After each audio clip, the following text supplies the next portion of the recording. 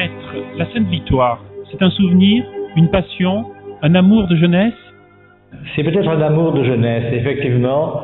J'ai grandi au pied de la Sainte Victoire. Je l'ai dessiné pendant des heures entières, des journées, des mois, mais moralement. Et quelques années ensuite, en revenant dans ce pays que j'aime, qui est mon pays de l'enfance, j'ai voulu la peindre vraiment sur des toiles et sur des papiers. Et j'ai dessiné, j'ai peint la Sainte Victoire en retournant dans cette bonne ville d'Aix que j'aime beaucoup. Maître, cette exposition semble être le signe d'un travail en pleine évolution. C'est une évolution, puisque vous le dites, je l'affirme et je le confirme, c'est une évolution certainement qui va avec les années, car le dessin reste la même structure depuis le début, mais il s'affirme avec la touche qui est ajoutée, avec la couleur au fil des années qui viennent. Et là, je crois que je suis dans la pleine maturité de la concordance de la peinture et du dessin. Je pense, on m'a dit souvent que j'étais un peintre fauve, un fauve peut-être décadent, je dirais, et pourquoi pas. La peinture très colorée, très vive me séduit à l'heure actuelle. J'ai eu des périodes grises, des périodes bleutées. Là, j'ai une période très vive avec des rouges, des bleus, des jaunes. Et peut-être c'est que la joie intérieure que j'avais peut-être pas découvert jusqu'à présent éclate dans ma peinture. Et cette peinture se traduit sur mes toiles et sur mes dessins en taches vives. Tout est sujet à peindre. Un portrait, une femme, une fleur, une colline, une montagne, une herbe. Le pinceau doit se tenir comme le chef d'orchestre une baguette et on doit le manipuler avec violence et par saccade, par force, en même temps par des allegros, des crescendo, et tout est une vraie musique. Alors je crois que je manie mon pinceau, ma plume ou mon crayon avec une vigueur qui me permet d'aller plus vite encore et de transcrire très vite ce que je ressens intérieurement et visuellement. J'écris en peignant. D'ailleurs, je pense que chaque peintre a son écriture personnelle, c'est ce qui fait qu'on reconnaît tel peintre à son écriture. Et bravo. Moi, je crois que mon écriture s'est affirmée en prenant, si vous voulez, du recul. Je vois très bien qu'au début, c'était un léger coup de crayon, et ensuite de l'encre de Chine vigoureuse avec des pinceaux plus larges, de plus en plus larges, de façon que la touche devienne très importante et avec des moyens de moins en moins riches d'ailleurs, arriver à donner le plus possible de l'impression visuelle que je ressens devant un paysage, devant un portrait, devant une fleur, devant une nature morte, de transcrire très rapidement avec de la musique autour du dessin, ce qui permet de mieux faire comprendre à mon public l'évolution que j'ai depuis quelques années dans ma peinture. La Sainte Victoire, vous avez eu le sentiment qu'elle était hantée? La Sainte Victoire, c'est une montagne magique, c'est évident, hantée la nuit peut-être, c'est un peu la nuit de Valpurgie par moments. Et on peut y voir des lutins comme des diables, ça dépend les heures, ça dépend ce qu'on a envie de traduire ou ce qu'on a traduit, mais les deux se traduisent fort bien, et le tout c'est de ressentir en soi tous ces éléments de folie ou de calme ou de sérénité et les traduire sur le dessin, par le dessin sur la toile ou sur le carton.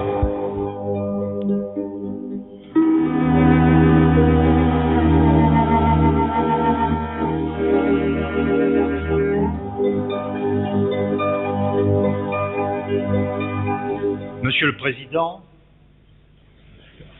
Madame le Conservateur, chers collègues du Conseil municipal, chers maîtres et amis, je voulais tenir un propos confidentiel et devant le triomphe de cette assemblée, je suis obligé de hausser le ton devant ce micro, mais je le fais avec plaisir. C'est en provençal que nous vous accueillons ici, dans cette maison de la maintenance de l'âme aixoise. Vous êtes un Provençal qui a beaucoup de mérites. Je parlerai tout à l'heure de vos mérites de créateur.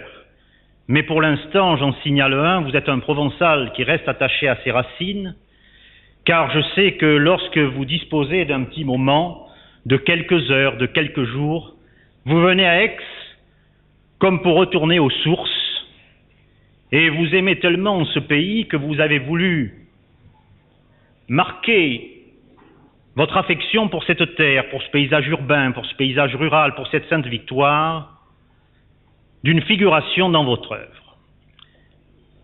Cette figuration, je l'ai perçue comme un défi. Un défi et une œuvre difficile.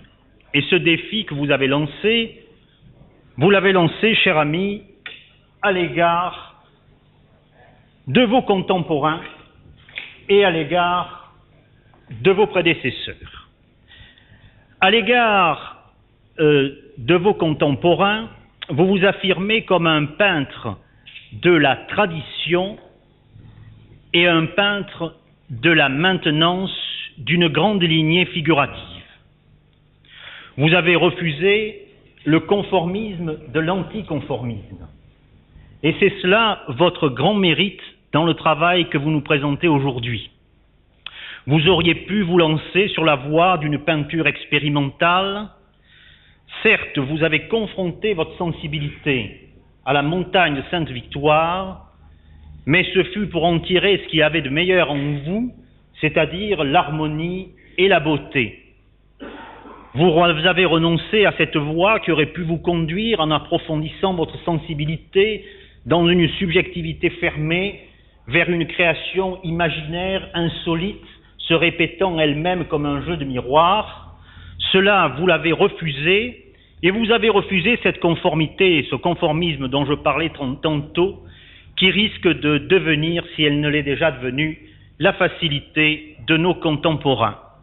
Votre grand courage dans cette aventure des impressions d'automne sur Sainte-Victoire est là. Je vous suis volontiers. Vous savez, ce sont les propos d'un amateur pas tellement éclairé, mais pour moi, il me semble que la peinture n'a rien à voir avec la psychothérapie et que ce n'est pas avec les scories de l'âme qu'on fait du grand art. Le deuxième défi que vous avez lancé, c'est à l'égard de vos prédécesseurs. Bien avant vous, d'autres sont venus peindre sur le motif selon le mot de Cézanne. Cézanne, bien sûr, c'est inutile de le dire, d'autres encore, Granet et puis Constantin, et puis même ce peintre anonyme qui, sur le paravent de la Fête-Dieu au XVIIe siècle, assez gauchement dans le lointain, a tenté de figurer une Sainte Victoire au-dessus des toits d'Aix. Eh bien, après tous ces grands gestes picturaux qui sont une tradition, vous avez voulu apporter votre marque et vous y êtes parvenu. Cette marque, c'est l'abondance pour moi de ces couleurs que vous jetez à profusion à travers de la toile, des rouges, des bleus de Prusse, des jaunes, des verts, avec un élan que vous maîtrisez, et à travers cette passion de la couleur, cette exubérance, cette luxuriance de la couleur, j'y vois, moi, la transcription d'un mouvement qui anime en permanence cette montagne magique. Et c'est ces mouvements, cette dynamique, cette cinétique que vous nous rendez. Cette montagne vit, cette montagne change, elle n'est jamais la même. Vous, ce sont impressions d'automne, il y a d'autres impressions, d'autres saisons. Chaque jour, chaque heure la transforme, un message nouveau part de Sainte-Victoire, un message de cette réserve d'invisible pour ceux qui la regardent, réserve spirituelle pour les ex-soi, et sans cesse cette montagne change. Elle change et c'est cette dynamique, ce mouvement que votre peinture, dans une écriture qu'on retrouve bien dans la première salle, dans les toiles successives qui sont présentées, c'est bien cette dynamique que vous avez su exprimer. Elle fait toute la vie de ce rocher étonnant qui fait les limites et qui borne notre patrie. Et en regardant vos toiles, il s'est dressé dans mon oreille comme une image sonore tellurique. Votre peinture court comme un grondement extraordinaire, et j'entendais dans ma mémoire imaginaire le grondement du premier jour, lorsqu'il y a des millions d'années, ce rocher du chaos est sorti et s'est dressé dans la dignité qu'il nous présente tous les jours aux portes d'Aix. Cela, vous nous l'avez apporté, vous perpétuez cette conscience de ce mouvement et ce dialogue permanent avec l'invisible Sainte-Victoire. C'est de cela que nous voulons, c'est pour cela que nous voulons vous exprimer notre gratitude. J'ai été un peu long, vous me le pardonnerez, mais je tenais à dire toutes ces choses à Vincent Roux qui est ici chez lui et je voulais lui témoigner. Merci de votre attention.